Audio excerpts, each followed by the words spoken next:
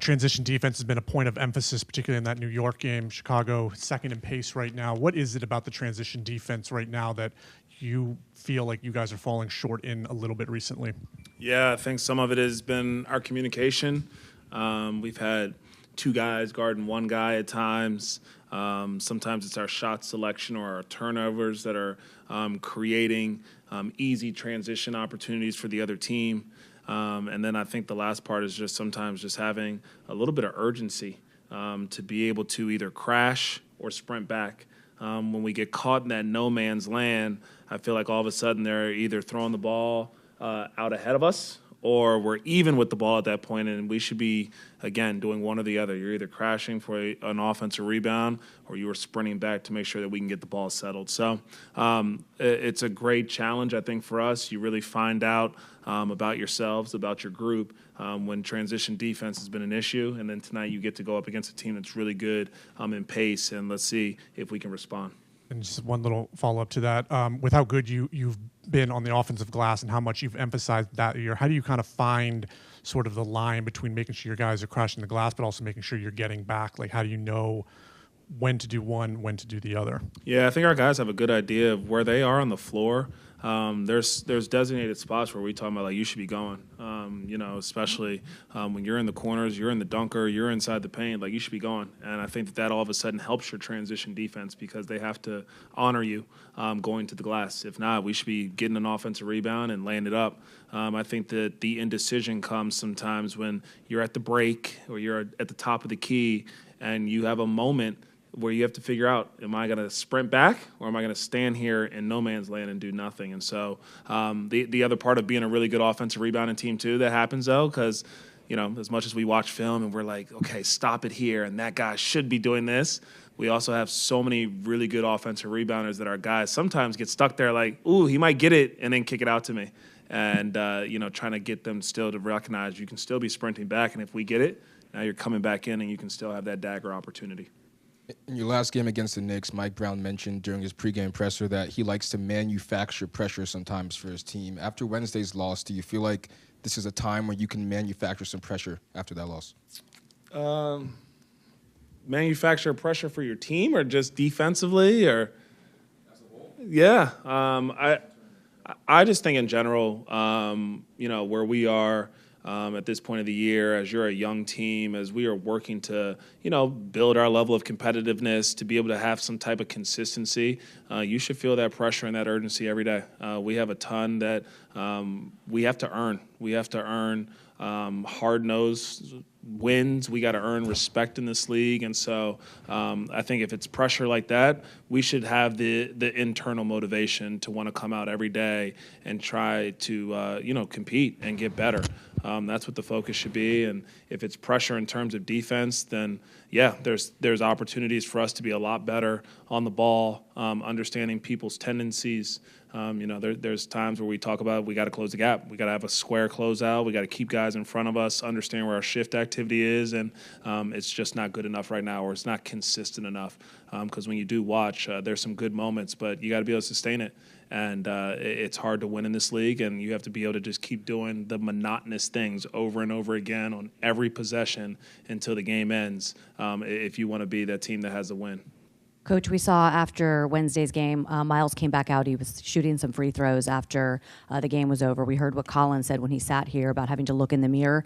Those are your veterans kind of saying this. So when you talk about internal motivation and internal pressure, do you think Wednesday may have turned that fire up a little bit in your guys? What have you seen? Yeah, we'll see. Like I said, I think that we have an elite process every day. It's a credit to the staff. It's a credit to the players. We come in, there's purpose behind what we're doing in our vitamins. There's purpose behind what we're doing in the weight room, our food plans, our practice plans. Everybody is, locked in and focused and doing the right things and saying the right things on a day-to-day level or process. But when game time comes and the popcorn starts popping, that's when all of a sudden your character is really shown right there and all your habits come to play. So we just have to be able to sustain it. And, again, talking is done, and now there just needs to be the action and effort. There has been a tendency when Con Kineplo has struggled shooting, the team has lost by a larger margin. You've also played good teams in the games where Con has struggled shooting. Is there something there with Con needing to find other ways to score when he's not shooting, or is that just kind of happenstance on a small volume? Yeah, I think happenstance, and if we are going to be the team, or if Con's going to be the player that I know that he can be, that I know that we can be, as good as we are, as good as he is, you got to find ways to still muscle out a win, even if you're not making shots. And that's one of the things where you can't control that. But we can control our transition defense, our ability to guard the ball, our ability to rebound. That's got to be the focus, not if we're making or missing shots. And you seem pretty frustrated after the game against the Knicks. I know you called into question the team's effort, the Hornets DNA hoodie. Is there a reason for that? Is that representative, or is that also happenstance? No, not at all. Just a coincidence. It was the next thing at the top of that list, and the turkey hangover, you just grabbed the first thing that you saw on the way out the door. You mentioned a little bit, I guess, when you watched the film for you guys, like the last, 7 games in this losing streak, what stood out to you the most, the thing that you guys aren't doing enough that you have to correct? Yeah, I think transition defense continues to come up. I think that our on the ball, like our MIG that we talk about, sometimes it's isolation situations, sometimes it's pick and roll where we're just not closing the gap or affecting ball handlers or drivers well enough. And then offensively, I think that we got to do a much better job of just creating advantages and maintaining advantages. And then once we have those advantages, continue to make the proper rim reads and shift reads.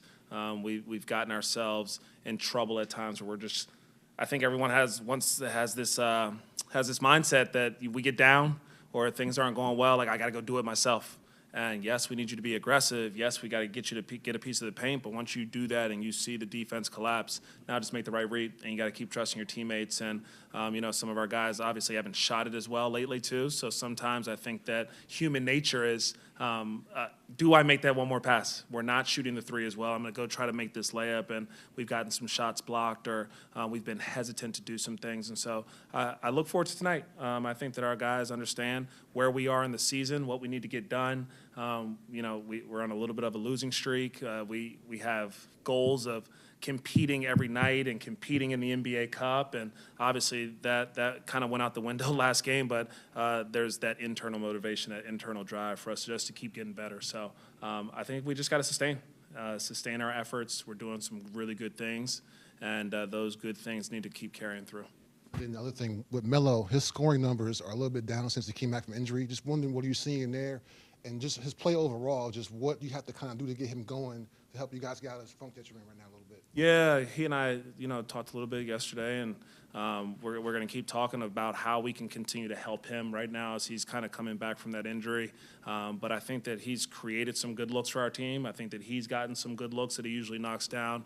I keep emphasizing with him, and he understands the importance of there's still other ways to positively impact the game, and I want to see him lean and focus on those areas sometimes when the offensive stuff might not just be clicking for you as much.